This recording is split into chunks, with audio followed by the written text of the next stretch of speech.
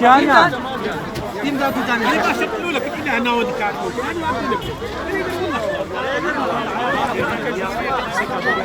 هاتي وداعي اسمعي لا فينا هنا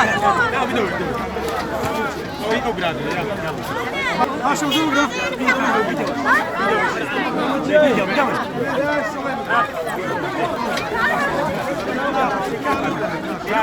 هاي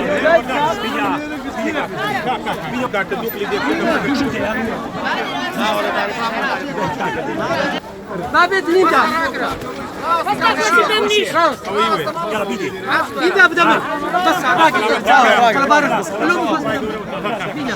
فينا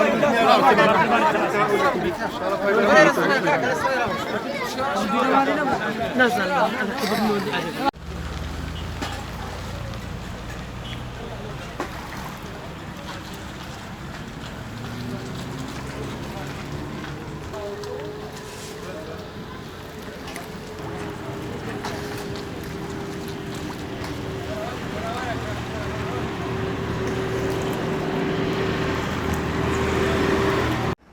Evet, şu anda Erbil'in Kuştepe nahiyesinde bulunmaktayız.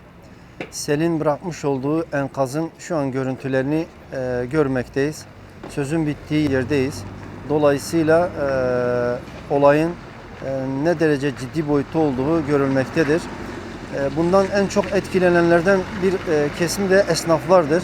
Şu anda esnaflar mallarını, eşyalarını enkazdan çıkartmaya çalışıyorlar. Ancak eşyalar tamamıyla kullanılamaz haldedir. Biz Umut Kervanı olarak işte tam da bu bölgede ihtiyaç sahibi, muhtaç olan ailelere gıda yardımını ve battaniyeleri ulaştırdık. Durumun işler acısı olduğu ortadadır.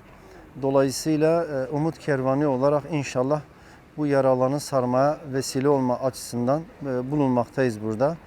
Elimizden geldiği kadar bu yardımı devam ettireceğiz. Dolayısıyla hayır sahiplerinin de bu mağdur olan bölgeye yardımlarını göndermelerini talep ediyoruz. Yaptıkları yardımlardan dolayı da ayrıca teşekkür ediyoruz. Allah razı olsun.